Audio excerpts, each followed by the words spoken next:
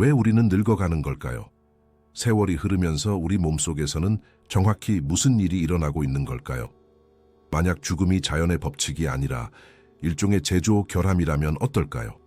그 대답은 여러분을 불편하게 만들지도 몰라요. 왜냐하면 살아있다는 것에 대해 여러분이 배운 모든 것을 바꿔놓을 테니까요. 죽음은 수천 년 동안 종교가 팔아온 운명이나 신비로운 통과 의례 혹은 시적인 결말과는 거리가 멀어요. 모든 영적인 위안이나 순환과 목적에 대한 아름다운 말들을 걷어내고 나면 차가운 사실 하나만 남게 되죠. 죽음은 그저 고장일 뿐이에요.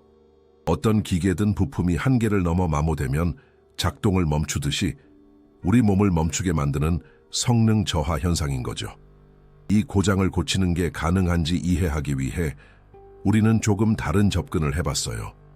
DNA 구조부터 지난 5천년간의 사망률 기록까지 인체에 관해 구할 수 있는 가장 방대한 생물학적 데이터를 모아서 심층 분석 인공지능인 공리에 모두 입력했죠. 그리고 아주 잔인한 질문을 던졌어요. 죽음은 인간의 몸의 필수적인 기능일까요? 대답은 즉각적이었어요. 육체의 끝은 그저 덜 완성된 설계의 부작용으로 일어날 뿐이에요. 마치 금방 망가질 걸 알면서도 어차피 당신이 곧 새 모델로 바꿀 거라는 걸 아는 제조사가 일부러 싼 부품을 써서 만든 자동차와 같아요. 아무도 엔진에 폭탄을 설치하지 않았지만 부품 자체가 애초에 오래 가도록 만들어지지 않은 거죠. 자연도 이와 같은 논리로 작동하지만 훨씬 더 냉혹해요. 자연은 당신이 얼마나 오래 사는지, 무엇을 배웠는지, 그리고 존재가 사라지는 것을 얼마나 두려워하는지 전혀 신경 쓰지 않아요. 진화의 관점에서 당신의 역할은 단 하나, 유전자를 다음 세대로 물려주는 것뿐이에요. 당신이 아이를 갖는 순간 생물학적으로 당신은 일회용 소모품으로 취급받게 되죠. 당신은 그저 더 젊은 세대에게 돌아가야 할 자원을 낭비하는 텅 빈 껍데기가 되는 거예요. 우리 몸의 에너지 균형을 분석해보면 아주 명확한 곡선이 나타나요. 25살까지 우리 몸은 성장과 회복에 어마어마한 양의 에너지를 쏟아부어요. 재생 능력은 최고조에 달하고 DNA의 오류도 거의 즉각적으로 수정되죠. 하지만 번식이라는 목적을 달성하고 나면 그 그래프는 곤두박질치기 시작해요. 유지 보수 시스템이 서서히 꺼지는데 마치 자연이 이 녀석은 할 일을 다 했으니 새로운 애들을 위해 에너지를 아끼자라고 말하는 것 같아요. 과학계에서는 이를 일회용 체세포 이론이라고 불러요. 몸은 그저 거의 불멸에 가까운 유전자들을 담아두는 임시 그릇에 불과하다는 뜻이죠. 당신의 유전자는 매 세대마다 이 몸에서 저 몸으로 옮겨가며 수백만 년 동안 살아남았어요. 당신은 그저 탈 것일 뿐이고 쓸모가 없어지면 폐기될 운명인 거예요. 그렇다면 이 대본을 바꿀 수는 없을까요? 우리는 생태계의 암호를 직접 편집하는 법을 배운 시대에 살고 있으니까요.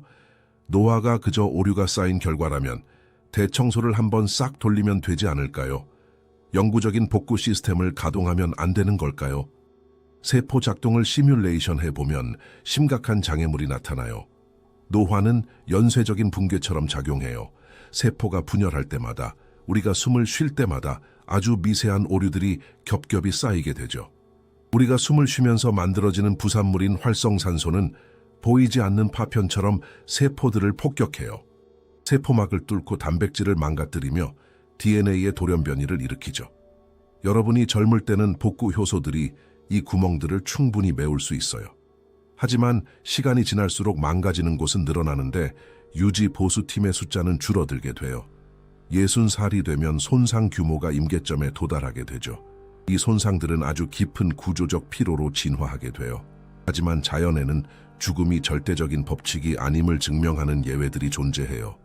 손가락 끝에 올라갈 만큼 작은 민물 생물인 히드라는 시간이 지나도 사망할 확률이 높아지지 않아요. 히드라는 그야말로 늙지 않아요. 줄기세포가 끊임없이 분열하면서 몇 주마다 몸 전체를 새롭게 만들어내거든요. 만약 인간에게 이런 재생 능력이 있다면 2년마다 모든 장기와 뼈, 모든 조직을 새 것으로 교체할 수 있을 거예요. 그리고 벌거순기도 더 지쥐도 있어요. 이 설치류는 친척벌인 생쥐들보다 10배나 더 오래 살아요. 암에도 거의 걸리지 않고 30살까지 건강하게 살다가 그저 심장이 멈춰서 죽을 뿐이죠. 쇠약해지지 않는다는 뜻이에요. 인간과 이 동물의 유전체를 비교해 본 결과 놀라운 차이점이 밝혀졌어요. 이 쥐의 DNA 복구 시스템은 집착에 가까울 정도로 정밀하게 작동해서 우리 세포는 범접할 수도 없는 효율로 복제 오류를 막아내는 단백질을 생산해내요. 우리에게도 똑같은 시스템이 있지만 반쪽짜리로만 작동하죠. 그리고 그 이유는 진화 과정에서의 잔인한 타협 때문이에요. 만약 인간의 세포가 너무 빨리 재생되도록 강제하면 암에 걸릴 위험이 거의 100%까지 치솟게 돼요. 진화의 선택은 아주 가혹하죠. 천천히 늙어가거나 아니면 몇 달 안에 암으로 타버리거나 둘 중 하나거든요. 결국 노화는 세포의 통제 불능한 증식을 막는 안전장치인 셈이에요. 그리고 이 안전장치에는 이름이 있어요. 앞으로도 아주 자주 등장할 이름인데 우리와 영원한 삶 사이에 가로막힌 가장 단단한 벽이기 때문이죠. 헤이플릭 한계. 해부학자인 레너드 헤이플릭이 1961년에 발견한 이 현상은 그 전까지 과학계가 세포의 수명에 대해 알고 있다고 믿었던 모든 것을 무너뜨렸어요. 그전에는 세상이 거짓말을 믿고 있었죠. 20세기 초 노벨상 수상자인 알렉시스 카렐은 닭의 심장세포를 34년 동안이나 살려두었다고 장담했어요. 온 세상은 완벽한 환경만 주어지면 세포가 영원히 분열할 거라고 믿었죠. 하지만 그건 사기였어요. 조수들이 배양에게 몰래 새로운 세포를 섞어 넣어서 결과를 조작했던 거예요. 헤이플릭이 제대로 된 방식으로 실험을 진행하면서 상황이 완전히 바뀌었죠. 세포에 아무리 많은 영양분을 줘도 대략 50번 정도 분열하고 나면 멈춰버렸어요. 그 자리에서 바로 죽는 건 아니었지만 완전히 꺼질 때까지 노화로 인한 무기력 상태에 빠졌죠. 이 횟수는 여러분 몸속의 모든 세포에 새겨진 카운트다운처럼 작동해요. 공리의 분석은 이 카운트다운이 어디에 기록되어 있는지 찾아냈어요. 바로 염색체의 양 끝단 텔로미어라는 구조에 들어있죠. 신발끈을 한번 보세요. 끈마다 실이 풀리지 않게 막아주는 플라스틱 조각이 있죠. 텔로미어는 여러분의 DNA에 정확히 똑같은 역할을 해요. 진짜 유전자들을 보호하는 일종의 안전지대인 셈이에요. 문제는 세포가 스스로를 복제하는 방식에 있어요. 세포가 분열할 때마다 DNA를 복제하는 분자 기계는 마치 복사할 때마다 맨 마지막 줄이 잘리는 복사기처럼 가닥의 끝부분까지 완벽하게 복제하지 못해요. 어릴 때는 텔로미어가 길어요. 하지만 30살이 되면 3분의 1이 사라지고 60살에는 절반이 날아가죠. 그리고 결국에는 완전히 사라져 버려요. 이제 잘려나가는 것은 여러분이 정상적으로 기능하게 만들어주는 진짜 유전자들이에요. 세포는 손상을 감지하고 비상 브레이크를 걸어요. 스스로 파괴되거나 아니면 이른바 좀비 상태가 되는데 이 좀비 세포들은 쓰레기처럼 쌓여서 공간만 차지하고 주변 세포들까지 중독시키죠. 헤이플릭 한계는 일종의 선고와 같아요. 여러분이 평생 단 한 번도 아프지 않더라도 이 시계는 결국 0에 도달할 테니까요. 하지만 이 완충제를 다시 만들어낼 수 있는 도구가 존재하고 그것은 이미 여러분 몸속에 들어있어요. 텔로머레이스라고 부르는 효소인데 텔로미어의 길이를 다시 늘리는 방법을 알고 있죠. 단지 여러분 몸에 있는 대부분의 세포에서 이 텔로머레이스를 생산하는 유전자는 여러분이 태어나기도 전에 이미 꺼져서 자물쇠로 잠겨 있을 뿐이에요. 이 유전자는 오직 생식세포와 배아의 줄기세포에서만 작동한답니다. 여기서 남는 가장 큰 의문은 성인의 모든 세포에서 이 효소를 켜버리면 대체 무슨 일이 일어날까 하는 점이에요. 시뮬레이션의 시작은 아주 좋아요. 기대 수명 그래프가 치솟고 조직들이 재생되며 피부도 회복되죠. 하지만 5년째가 되면 모든 것이 무너져 내려요. 몸 전체가 전신성 암으로 잠식되어 버리거든요. 자연이 텔로머레이스를 그냥 꺼둔 게 아니에요. 이것은 안전장치랍니다.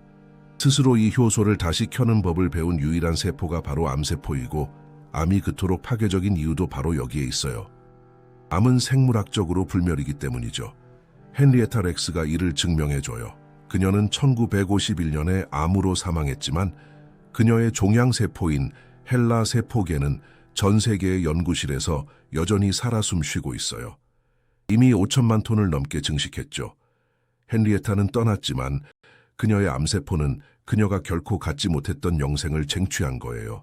그렇다면 젊어질 만큼만 딱 텔로미어를 늘려주고 어떤 세포라도 악성으로 변하기 전에 알아서 꺼지는 스마트한 텔로머레이스를 만들 수는 없을까요? 수조 번의 가상 실험 결과는 가능하다고 말해요. 이론적으로 한계를 뒤로 미룰 수 있다는 거죠. 세포가 50번이 아니라 80번 분열하게 만드는 거예요. 하지만 그럼에도 불구하고 암을 정복하고 텔로미어를 통제한다 해도 절대 무너지지 않는 천장이 존재해요. 120년이에요. 왜냐하면 텔로미어는 문제의 일부일 뿐이거든요. 단백질들은 모양을 잃고 세포 안에 끈적이는 찌꺼기가 되어 쌓여요. 조직을 지탱하는 구조인 세포 외 기질은 포도당과의 반응 때문에 뻣뻣해지고 부서지기 쉬워지죠. 각 세포의 발전소 역할을 하는 미토콘드리아도 마모되면서 독성 물질을 흘려보내요. 우리 몸은 텔로미어와는 상관없이 속에서부터 녹슬어가는 거예요. 122년을 살았던 프랑스인 잔 칼망은 인류의 공식적인 최고령 기록을 가지고 있어요.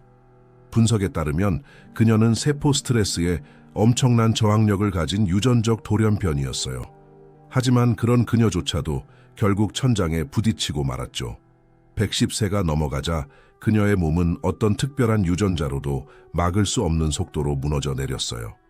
120년을 넘기려면 그저 텔로미어를 건드리는 것만으로는 부족해요. 단백질의 화학 구조를 바꾸고 미토콘드리아를 새로 설계하며 세포를 붙잡아주는 기질을 다시 지어야 하죠. 완전히 새로운 생명체를 만들어야 한다는 뜻이에요. 바로 이 지점에서 생물학은 패배를 인정하게 돼요. 인간의 몸은 애초에 영원히 지속되도록 만들어지지 않았으니까요. 너무나 복잡하고 너무나 나약하며 시간이 지나면 열화되는 화학 반응에 너무 많이 기대고 있어요. 이것은 마치 파도가 쉴 새 없이 치는 먼 바다에서 썩은 널빤지를 갈아 끼우며 나무로 된 배를 고치려는 것과 같아요. 하나를 갈아 끼우면 다른 곳이 썩고 10개를 바꾸면 20개가 더 썩어 나오죠. 그리고 어느 순간 당신이 고치고 있는 그 배는 항구를 떠날 때의 그 배가 아니게 되어버려요. 항해하는 동안 배를 고칠 수 없다면 닻을 내리고 기다리는 게 가장 논리적인 해결책일 거예요. 엔진을 끄고 손상이 진행되는 걸 멈춘 다음 미래의 누군가가 수리하는 방법을 알아낼 때까지 시간을 보내는 거죠. 이게 바로 인체 냉동 보존술이 약속하는 바예요. 그리고 여기에 모든 것을 건 사람들도 있죠. 애리조나의 사막에는 아무런 간판도 없는 콘크리트 창고 안에 거대한 강철 탱크들이 서 있어요. 마치 거대한 보온병처럼 생겼는데 그 안에는 영하 196도의 액체 질소에 잠긴 사람들의 시신이 들어있죠. 편도 티켓을 위해 엄청난 돈을 지불한 수백 명의 사람들이에요. 계약서에서 그들은 죽은 자가 아니라 환자라고 불려요. 그들은 자신이 잠들어 있다고 믿으며 미래의 의학이 뚜껑을 두드리며 일어나세요. 치료법을 찾았습니다라고 말해주기를 기다리고 있어요.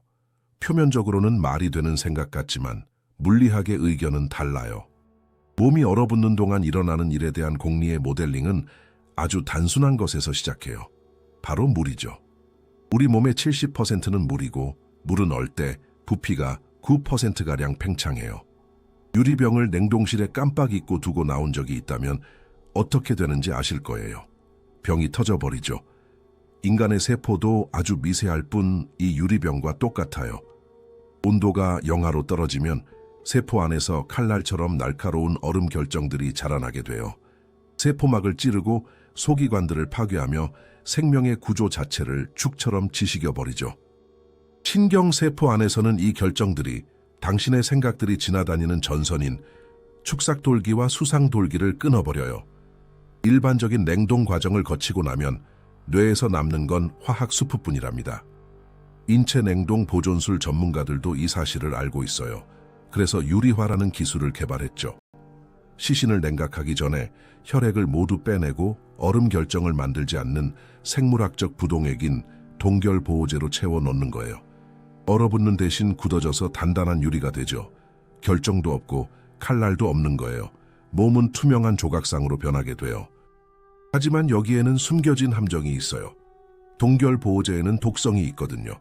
얼음이 어는 걸 막을 만큼 농도를 높이면 단 몇 분 만에 세포 대사에 독을 퍼뜨리게 돼요.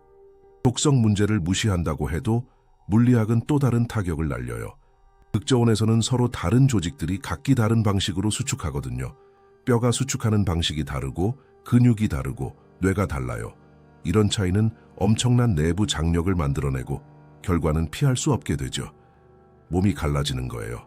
유리처럼 굳은 뇌에 아주 미세한 균열들이 거미줄처럼 퍼져나가요. 그 수많은 균열들은 신경세포 사이의 연결망을 그대로 관통하며 기억과 성격을 간직하고 있던 고리들을 끊어버리죠. 그리고 가장 심각한 문제는 냉동이 아니라 돌아오는 과정에 있어요. 유리화된 뇌를 소생시키려면 완벽하게 균일한 방식으로 가열해야 하는데 이건 사실상 불가능해요. 밖에서부터 안으로 가열하면 외부는 녹아서 썩기 시작하는데 중심부는 여전히 단단히 얼어있게 되거든요. 이 온도 차이는 새로운 균열을 만들어내요. 게다가 가열되는 과정의 특정 시점에서 유리가 액체 상태로 돌아올 때 물 분자들이 재배열되면서 유리화 기술로 피하려고 했던 바로 그 얼음 결정을 만들어버릴 수도 있어요. 구원이 코앞에 다가왔다고 믿었던 순간 뇌 속에서 눈에 보이지 않는 칼날들이 터져나오는 셈이죠. 알코어 생명연장재단의 탱크 안에 있는 사람들을 분석할 때는 조직의 상태, 임상적 죽음과 시술 시작 사이의 지연시간, 그리고 이 모든 것을 되돌리기 위해 존재해야 할 미래의 기술까지 모두 고려했어요. 특히 지연시간은 종종 몇 시간씩 걸리기 때문에 뇌는 이미 산소 부족으로 손상된 상태죠. 의식의 연속성을 유지한 채로 그 사람을 회복시킬 확률은 0.01% 밑으로 나타났어요. 0은 아니지만 통계학에서는 오차 범위로 간주되는 숫자예요. 대부분의 사람들이 20만 달러를 내고 역사상 가장 정교한 미라화 시술을 받은 거예요. 외형과 DNA, 장기들의 전반적인 구조는 보존했죠. 하지만 100조 개의 시냅스 사이를 이어주며 그들을 그 사람 자신으로 만들어주었던 연결망은 파괴되었어요. 정보 이론에서는 이를 정보적 죽음이라고 불러요. 무질서도가 너무 커져서 무한한 처리 능력이 있어도 원래 상태로 복구하는 게 불가능해지는 걸 뜻하죠. 하지만 한 가지 예외가 있어요. 만약 목표가 똑같은 사람을 소생시키는 게 아니라 복제본을 만드는 것이라면 상황은 달라져요. 만약 미래의 누군가가 그 갈라진 뇌를 스캔해서 인공지능으로 연결망을 재구성할 수 있다면 어쩌면 컴퓨터 안에서 그 개인의 에뮬레이션을 실행할 수 있을지도 몰라요. 하지만 당신이 질소 속에서 잠들고 300년 뒤에 모니터 속에서 디지털 버전의 당신이 깨어난다면 당신은 그 시간이 지나는 걸 느꼈을까요? 아니면 죽는 순간 모든 건 끝나버렸고 미래에 태어난 것은 그저 당신의 기억을 가지고 자기가 당신이라고 철석같이 믿는 유령에 불과한 건 아닐까요? 이 질문은 모든 걸 완전히 다른 영역으로 밀어넣어요. 육체의 유통기한이 있고 냉동 보존이 우리가 가장 지키고 싶어하는 것을 파괴해버린다면 어쩌면 고깃덩어리에 집착하는 걸 멈추는 게 해결책일지도 몰라요. 망가진 것을 더 오래가는 것으로 바꾸는 거죠. 심장이 망가졌다면 기계식 펌프를 달고 눈이 멀었다면 카메라를 설치하는 거예요. 썩은 나무 대신 티타늄과 폴리머를 써서 그 배의 널빤지를 하나씩 갈아 끼우듯이 말이에요. 고대 아테네에는 테스스를 기리기 위해 보존해둔 배가 있었어요. 세월이 흐르며 널빤지들이 썩어가자 아테네 사람들은 그걸 하나씩 교체했죠. 결국 원래 부품은 하나도 남지 않게 되었어요. 철학자들은 질문했죠. 이것은 여전히 같은 배일까요? 이 질문은 확실한 대답도 없이 수천 년을 건너왔고 이제는 당신에게 적용되고 있어요. 생물학적 몸의 유통기한이 있고 얼음이 모든 걸 파괴한다면 망가진 부품을 더 튼튼한 걸로 교체하는 게 논리적이겠죠. 의학은 이미 이 일을 하고 있어요. 치과 임플란트, 인공수정체, 티타늄 핀, 심박 조율기 같은 것들로요. 이 모든 건 우리 몸에 결합된 비생물학적 부품들이에요. 배의 널빤지는 이미 교체되고 있지만 아직은 그저 작은 조각들일 뿐이죠. 문제는 당신의 목숨을 유지해주는 장기들까지 그 교체가 이어질 때 무슨 일이 벌어지느냐예요. 예를 들어 심장은 수세기 동안 영혼이 머무는 곳으로 낭만적으로 묘사되어 왔어요. 하지만 현실은 아무 예고도 없이 마모되고 망가지는 평범한 펌프일 뿐이죠. 실제 사람들에게 이식된 인공심장도 이미 존재해요. 가장 최신 모델들에 대한 공리의 분석은 아주 불편한 진실을 보여줍니다. 그건 심장 박동을 흉내내는 주머니가 아니에요. 연속적인 흐름으로 피를 밀어내는 자기 부상 터빈이죠. 이 장치를 단 사람들에게는 맥박이 없어요. 가슴에 귀를 대보면 낮게 윙윙거리는 전기 모터 소리만 들릴 뿐이에요. 그들은 살아있고 걷고 말하고 생각해요. 하지만 아주 오래된 우리의 본능은 심장 박동이 없는 존재는 뭔가 다른 것이라고 속삭이죠. 부품을 교체하는 것이 기계적인 차원 이상의 것을 바꾼다는, 즉 우리가 우리 스스로를 인식하는 방식 자체를 바꾼다는 첫 번째 신호예요. 생체공학팔은 이미 신경 자극으로 조종되고 있어요. 다음 단계는 뼈와 직접 융합하는 신경 연결망이에요.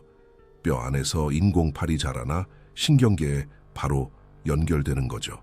자, 지금은 터무니없어 보이지만 곧 다가올 미래를 상상해 보세요.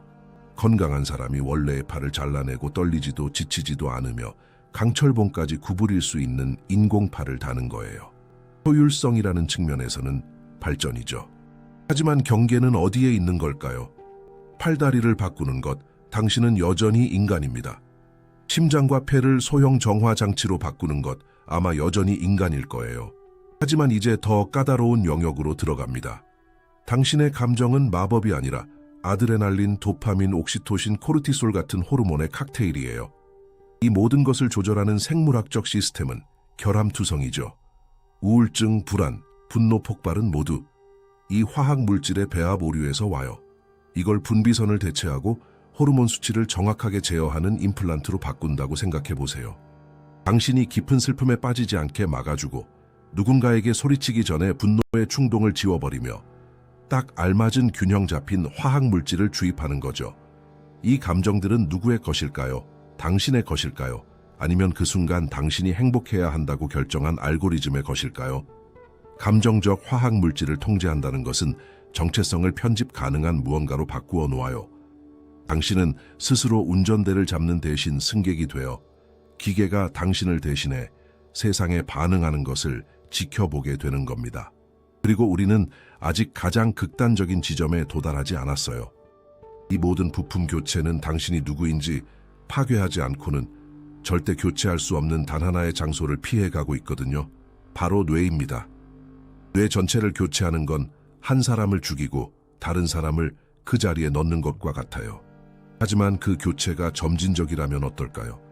나노로봇들이 뇌로 들어가서 한 개의 신경세포를 찾고 이웃 세포들과의 연결망을 스캔한 뒤 생물학적 세포를 제거하고 똑같은 신호를 보내는 인공복제품으로 그 자리를 채우는 거예요. 당신은 아무것도 느끼지 못해요. 860억 개 중 하나의 신경세포는 눈에 띄지도 않으니까요. 두 번째 세포가 교체되고 100만 번째, 10억 번째 세포가 교체돼요. 이 과정은 수년이 걸리죠. 그리고 어느 날 마지막 고깃덩어리 신경세포가 회로의 자리를 내어주는 날이 옵니다. 당신은 어린 시절을 기억하고 사랑하는 사람을 알아보며 철학에 대해 토론해요. 밖에서 보는 사람에게는 아무것도 변한 게 없죠. 하지만 무언가 변했어요. 신경세포는 살아있는 세포이자 화학 공장이에요. 논리회로는 어떤 것이 아파야 한다는 정보를 처리할 수는 있지만 과연 고통을 느끼는 걸까요? 아니면 그저 고통이 일어나고 있다고 계산하는 걸까요? 살아있다는 유일무이하고 주관적인 경험이 존재해요. 당신이 보는 붉은색, 커피의 맛 그리움을 느낄 때 가슴에 전해지는 찌릿함. 만약 뇌 전체가 신호를 복제하지만 이런 경험을 갖지 못한 회로로 교체된다면 남은 것은 인간처럼 행동하고 인간처럼 말하지만 속은 텅 비어 있게 될 거예요. 불은 켜져 있지만 아무도 살지 않는 집처럼 말이죠. 이것이 우리 몸에 적용된 테스의 역설이 가진 핵심 문제입니다. 영원히 살기 위해서 우리는 우리를 죽게 만드는 생물학적 요소를 제거해야 해요. 하지만 그것을 제거할 때 우리는 계산하는 능력이 아니라 느끼는 능력이라는, 삶을 가치 있게 만드는 바로 그것을 없애고 있는 것일지도 몰라요. 과연 어느 시점에서 사람은 사라지는 걸까요? 뇌의 절반이 인공일 때, 99%가 인공일 때, 아니면 정체성이라는 것은 원자가 아니라 패턴에 있고 패턴만 유지된다면 물질은 무엇이든 상관없는 걸까요? 만약 우리가 우리 자신을 정보로 받아들인다면 부품을 하나씩 교체하는 게 아니라 전체 패턴을 다른 곳으로 복사하는 것이 답일지도 몰라요. 하지만 복사를 하려면 먼저 읽어야 하죠. 그리고 알려진 우주에서 가장 복잡한 지도를 읽어내는 일은 지구상에서 가장 강력한 컴퓨터들조차 녹아내리게 만들 작업이에요. 이 지도에는 이름이 있습니다. 커넥톰이라고 부르는데 당신의 뇌에 있는 모든 신경세포 사이의 연결망에 대한 완벽한 기록이에요. 당신의 정체성이 정보라면 커넥톰은 그 정보가 저장된 파일인 셈이죠. 문제는 그 규모입니다. 당신의 뇌에는 860억 개의 신경세포가 있지만 정말 무서운 건 그들 사이의 연결망이에요. 각각의 신경세포는 시냅스라는 접촉점을 통해 수천 개의 다른 세포들과 연결되어 있고 그 총합은 무려 100조 개에 달해요. 우리 은혜에 있는 별의 수보다 더 많죠. 누군가 이걸 하나씩 세려고 한다면 300만 년이 걸릴 거예요. 이 연결들의 합이 바로 당신을 당신으로 만드는 것입니다. 당신을 기계로 전송하려면 이 각각의 시냅스가 아주 정밀하게 복사되어야 해요. 수백만 개에서 생긴 오류만으로도 당신의 정체성이 지워지거나 전혀 알아볼 수 없는 다른 것으로 변해버릴 수 있어요. 이 지도를 대체 어떻게 읽을 수 있을까요? 병원의 자기 공명 영상 장치는 1mm의 해상도를 갖는데 신경세포에게는 거대한 공간이나 다름없어요. 이 기술로 생각을 읽으려 하는 건 인공위성에서 도서관을 내려다보며 책을 읽으려 하는 것과 같아요. 시냅스를 보려면 해상도가 나노미터 수준까지 도달해야 하고 오직 전자현미경만이 이를 해낼 수 있죠. 하지만 전자빔은 조직을 뚫고 지나가지 못하고 표면만 볼 수 있어요. 공리는 뇌 전체를 매핑할 수 있는 현존하는 유일한 방법을 제시합니다. 뇌를 꺼내서 단단한 블록이 될 때까지 화학적으로 고정시킨 다음 가시광선보다 얇은 30나노미터 두께의 다이아몬드 칼날로 얇게 썰어내야 해요. 각각의 조각을 스캔하고 컴퓨터가 그 수십억 장의 이미지들을 꿰매어 3차원 공간으로 재구성하는 거죠. 당신의 뇌를 디지털화하려면 뇌를 파괴해야만 해요. 읽는 과정 자체가 분해하는 과정이니까요. 돌이킬 수 없는 길이죠. 게다가 데이터 용량이라는 거대한 벽도 남아있어요. 뇌 하나를 매핑한 데이터를 저장하는 공간만 해도 1제타바이트에 달합니다. 이해를 돕자면 2018년 한 해 동안 전 세계의 인터넷 트래픽 총량이 33제타바이트였어요. 인류 전체가 12달 동안 다운로드하고 시청한 모든 데이터에서 뇌 하나가 엄청난 비중을 차지하는 셈이죠. 지도는 단지 정지된 사진, 고정된 부분일 뿐이에요. 당신이 컴퓨터 안에서 깨어나려면 시뮬레이션이 실행되어야 하죠. 그리고 여기서 복잡성은 폭발적으로 증가합니다. 시냅스는 단순한 스위치가 아니에요. 신경세포 사이의 신호는 이리저리 떠다니는 도파민, 세로토닌, 글루타메이트 같은 화학 물질에 의해 전달돼요. 농도, 분해 속도, 수용체의 개수 등 모든 것이 결과에 영향을 미치죠. 단 하나의 시냅스를 시뮬레이션하기 위해서도 수천 개의 분자 움직임을 실시간으로 계산해야 합니다. 거기에다가 수십 년 동안 신경세포 사이의 접착제 정도로 취급받았지만 이제는 정보 처리와 기억 형성에 참여한다는 사실이 밝혀진 교세포들도 있어요. 아주 유명한 과학 프로젝트에서 300여 개의 신경세포를 가진 미세한 선충의 뇌를 시뮬레이션 하려고 시도한 적이 있어요. 수십억 개가 아니라 겨우 300여 개요. 과학자들은 30년 동안 모든 세포의 이름을 알고 있었고 완벽한 연결 지도를 가지고 있었죠.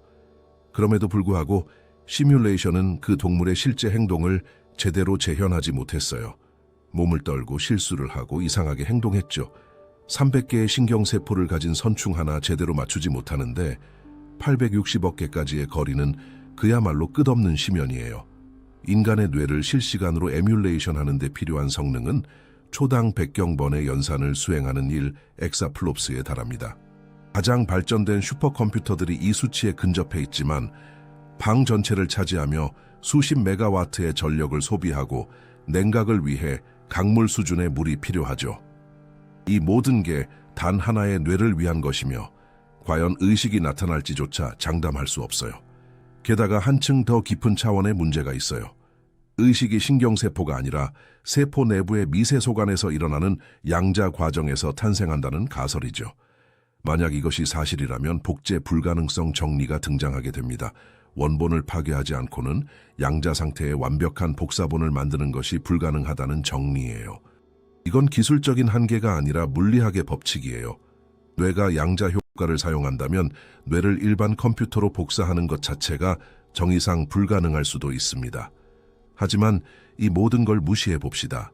당신을 스캔하고 저장하고 실행할 수 있는 기계를 누군가 만들었다고 가정해 보죠.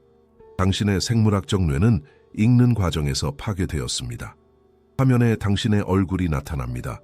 당신의 목소리로 말하고 10살 생일을 기억하며 당신의 농담에 웃습니다. 당신의 친구들은 기쁨의 눈물을 흘리죠. 당신은 죽음을 이겨냈습니다. 하지만 정말로 이긴 걸까요? 아니면 스캐너 테이블 위에서 당신은 죽었고 당신의 기억을 지닌 채 스스로를 당신이라 굳게 믿지만 당신의 의식이 넘어가는 것을 단 한 번도 느껴보지 못한 완전히 다른 무언가가 기계 속에서 태어난 건 아닐까요? 복사는 전송이 아니에요. 세상 어떤 컴퓨터에도 이동이라는 명령어는 존재하지 않습니다. 오직 복사한 뒤 원본을 삭제하는 것만 있을 뿐이죠. 누군가 당신의 완벽한 복사본을 만들고 당신의 몸을 파괴한다면 그 복사본에게는 모든 일이 순조롭게 진행된 겁니다. 깨어나서 자신이 살아있음을 느끼고 거울 속에 자신을 알아보죠. 하지만 원본인 당신의 의식은 파괴되는 바로 그 순간 끊어져 버렸습니다. 복사본은 영원히 살지만 당신은 그곳에 없어요. 마음을 복사하는 것으로 문제가 해결되지 않고 몸을 부품별로 교체하는 것이 당신이라는 존재를 죽일 위험을 감수해야 한다면 생물학을 완전히 포기하기 전 마지막 방법이 하나 남습니다. 대체하거나 전송하는 대신 수리하는 거죠. 수술용 칼이나 약물이 아니라 바이러스보다 작고 어떤 외과 의사보다 정밀한 도구를 사용하는 거예요.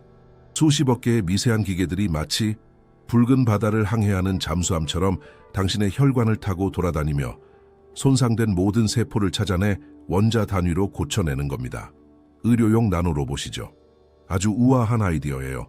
노화는 손상이 쌓이는 과정입니다. 손상이 생기는 것보다 더 빨리 고칠 수 있는 수리팀이 존재한다면 부품을 교체하거나 육체를 버리지 않고도 우리 몸을 무한히 젊게 유지할 수 있어요. 이 분야의 주요 이론가 중 한 명인 로버트 프레이타스는 극도로 높은 압력에서 산소를 운반할 수 있는 다이아몬드 구조의 탄소로 만들어진 인공 적혈구인 레스피로사이트를 설계했습니다. 공리의 계산에 따르면 당신의 혈액 중 10%만 레스피로사이트로 교체해도 단 한 번의 호흡으로 마라톤을 완주하고 장비 없이 물속에서 몇 시간이나 머물 수 있게 돼요. 심장이 멈춰도 나노로봇들이 계속해서 조직에 산소를 공급할 테니 심장마비는 불가능해지죠. 초인들의 시대가 시작되는 것처럼 보입니다. 하지만 이 꿈을 악몽으로 바꿔버릴 문제들이 존재해요. 첫 번째는 열입니다. 나노로봇도 기계이고 모든 기계는 작동할 때 열을 발생시켜요. 우리 몸속에서 사용할 수 있는 유일한 에너지원은 혈중 포도당인데 나노로봇들은 이를 작은 용광로처럼 태워야만 하죠. 5천억 개의 나노로봇이 동시에 작동하면 천은 단 몇 분 만에 섭씨 40이 독까지 치솟습니다. 피가 응고되기 시작하고 뇌는 익어버리죠. 이 상황에서 살아남으려면 영구적인 외부 냉각 시스템을 착용해야만 할 거예요. 두 번째 문제는 면역 체계입니다.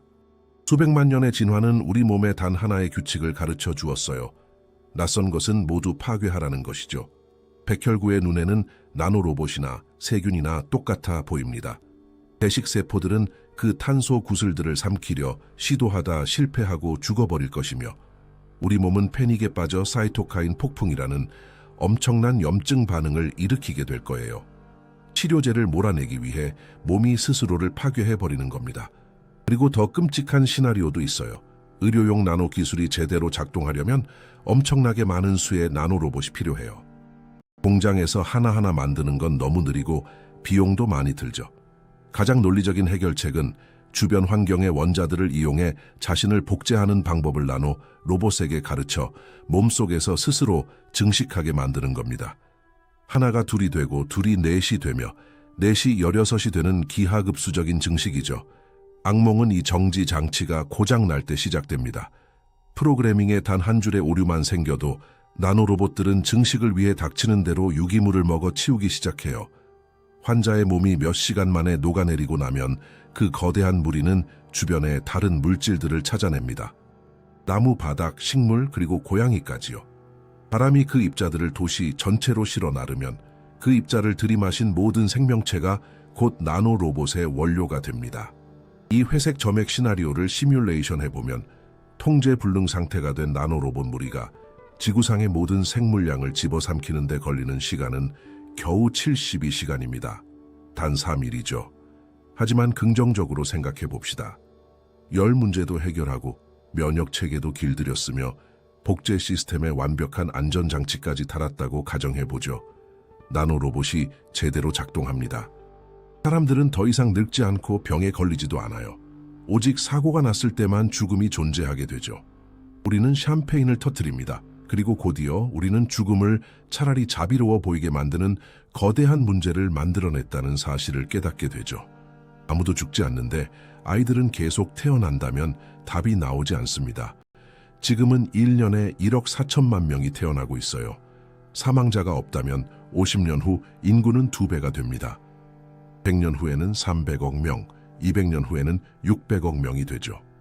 인구 통계 모델에 따르면 도시들은 인간 벌집으로 변해 사람들은 일평남짓한 캡슐 안에서 살아가야 하고 물은 석유보다 비싸지며 농사지을 땅이 부족해 식량은 조류와 곤충으로 만든 합성 반죽으로 대체될 겁니다. 경제도 붕괴됩니다. 현재의 모든 경제 모델은 세대 교체에 의존하고 있어요. 당신이 일하고 은퇴하고 죽으면 그 자리를 젊은 세대가 물려받는 시기죠. 불멸의 세계에서는 어떤 정부도 누군가를 900년 동안 부양할 수 없기 때문에 은퇴라는 개념 자체가 사라집니다. 평생을 일해야만 하죠. 권력을 잡은 사람들은 절대 자리에서 내려오지 않습니다. 200년 전에 자리에 앉은 임원은 영원히 일어날 생각이 없어요. 300살 먹은 과학자는 어떤 새로운 아이디어도 짓밟아 버릴 겁니다.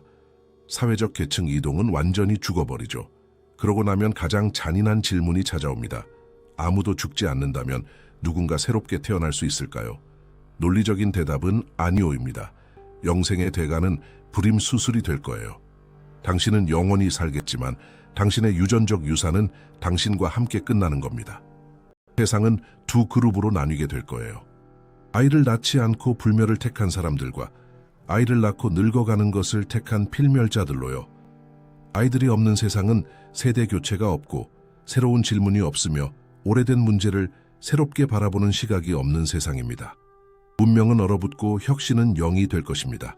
이 모든 문제를 다 해결하고 무한한 에너지를 찾고 모두가 살 공간을 마련한다 해도 가장 조용하고 치명적인 마지막 함정이 남아 있어요. 그것은 육체나 경제, 정치의 문제가 아닙니다. 바로 당신의 머릿속에 있는 문제죠. 당신의 뇌는 영혼을 위해 만들어지지 않았어요. 사바나 초원에서 동물을 30-40년 동안 살려두도록 진화했을 뿐이죠. 동기부여, 쾌락, 기억을 조절하는 당신의 모든 시스템은 바로 그 짧은 시간에 맞춰 조정되어 있습니다.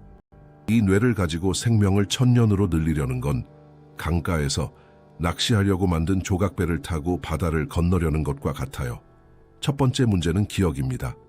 많은 사람들이 뇌의 용량이 무한하다고 믿지만 사실은 그렇지 않아요. 엄청나게 거대하긴 하지만 분명히 한계가 있죠.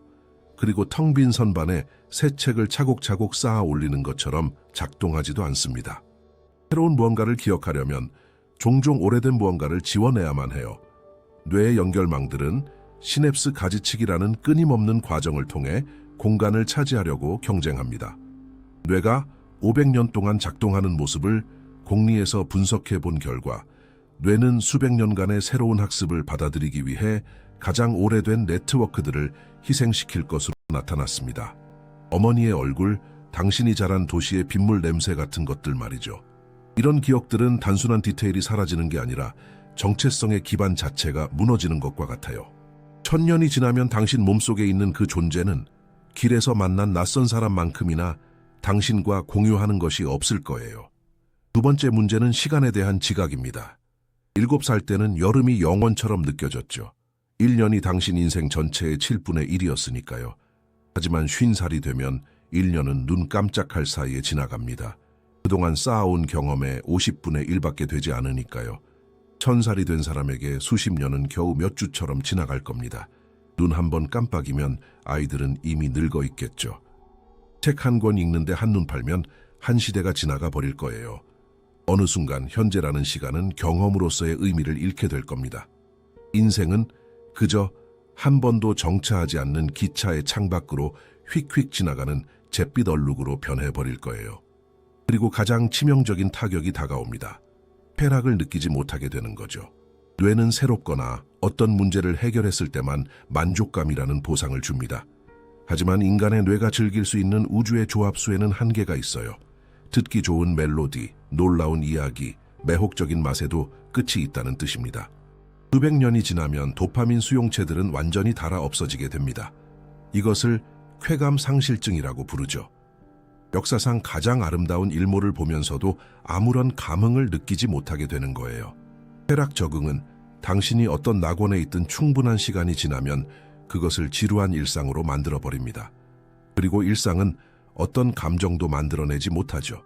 느낄 수 있는 능력도, 자신이 누구였는지에 대한 기억도, 현재에 대한 진짜 지각도 없이 대체 무엇이 남는 걸까요? 그저 텅 빈 채로 작동만 하는 유기체일 뿐이겠죠. 그리고 이 모든 조사 결과는 처음에는 불가능해 보였지만 지금은 완벽하게 이치에 맞는 하나의 결론으로 수렴하게 됩니다. 불멸은 가능합니다. 하지만 지금 그대로의 인간을 위한 것은 아니에요. 테스스의 배를 기억해 보세요. 널빤지를 티타늄으로 바꿔보려고 했지만 정체성을 잃었죠. 배를 얼리려 했지만 갈라져 버렸습니다. 설계도를 복사해봤지만 복사본은 원본이 아니라는 걸 깨달았죠. 나노로봇을 풀어 모든 널빤지를 수리하려 했지만 하마터면 지구를 멸망시킬 뻔했습니다. 그리고 이제 우리는 완벽한 배를 갖게 된다 하더라도 인간의 정신은 끝없는 항해를 견디지 못하기 때문에 선장 자체가 바다에서 미쳐버릴 거라는 사실을 알게 되었어요. 미치지 않고 영원히 살기 위해서는 선장 자체를 바꿔야만 합니다. 의식을 생물학적 한계 너머로 확장하고 뇌를 서로 연결하거나 인공지능과 통합하며 연약한 신경세포에 의존하지 않는 기억을 만들고 아무 쓸모없이 고통만 유발하는 감정들을 버려야 하죠. 결국 그것은 우리의 인간성을 버리는 일입니다. 영생을 꿈꾸는 애벌레가 있다면 거대하고 영원히 사는 애벌레가 되는 것을 꿈꾸겠죠. 하지만 자연의 생각은 달랐어요. 애벌레가 고치 안에서 스스로를 녹여 생물학적 수프가 되어야만 다른 환경에서 살고 다른 것을 먹으며 세상을 다른 방식으로 보는 나비로 다시 태어날 수 있는 겁니다. 우리는 지금 그 고치 안에 들어있는 거예요. 결론은 다시 원점으로 돌아옵니다. 맨 처음 우리는 죽음이 일종의 고장, 제조 결함이라고 했죠. 사실이었습니다. 하지만 이 고장에는 이제서야 온전히 그 모습을 드러내는 아주 중요한 역할이 있었어요. 죽음은 수십억 년 동안 생명을 앞으로 나아가게 한 원동력이었습니다. 매 세대가 이전 세대와 달라지도록 강제했고 새로운 아이디어가 자랄 공간을 만들었으며 정체를 막아준 것이 바로 죽음이었죠.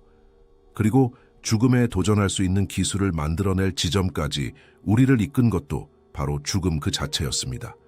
죽음이 스스로 무덤을 판 셈이에요. 영원을 물려받을 그 존재는 더 이상 우리와 같은 모습을 하지 않을 것입니다. 파괴될 수 없기에 두려움을 느끼지 않을 것이고 소유라는 개념이 무의미해질 테니 질투도 하지 않겠죠. 창조하고 탐구하는 능력의 한계가 없을 테니 지루함도 느끼지 않을 거예요. 우리가 그 존재를 본다면 아마 우리의 후손이라는 걸 전혀 알아보지 못할 겁니다. 그리고 그 존재 역시 4억 년 전 물 밖으로 기어나온 물고기들을 바라볼 때 우리가 느끼는 것과 똑같은 호기심으로 우리를 바라보겠죠. 죽음은 결함입니다. 모든 결함이 그렇듯 고칠 수 있죠. 하지만 그 수리가 환자를 그대로 보존해주지는 않아요. 그것은 환자를 아직 이름조차 없는 어떤 존재로 바꿔버리니까요. 이 조사가 마음에 드셨다면 구독과 후원 또는 채널 멤버십 가입은 저희가 공리 프로젝트를 확장하는 데 큰 힘이 됩니다. 영상 주제에 대한 여러분의 생각을 댓글로 남겨주시고 다음 주제에 대한 제안도 부탁드립니다. 어느 도시에서 시청하고 계신지도 알려주세요. 끝까지 함께 해주셔서 감사합니다.